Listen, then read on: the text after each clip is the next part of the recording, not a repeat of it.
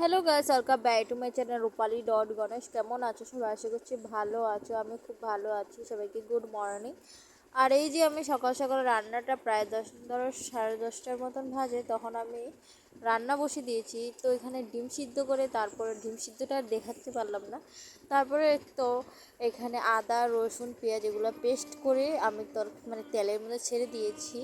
আর আলুটা প্রথম ভাজি করেছি, তারপর টমেটো দিয়ে একটু হলুদ মশলা জিরা দিয়ে তারপরে গরম মশলাটা দিয়ে একটু সাঁতলিয়ে নিলাম 2 মিনিট 1 মিনিটের মতন। তারপরে ঝোল দিয়ে দিলাম, আর ঝোল দেওয়ার পর এরকম তরকারিটা হয়ে গেল।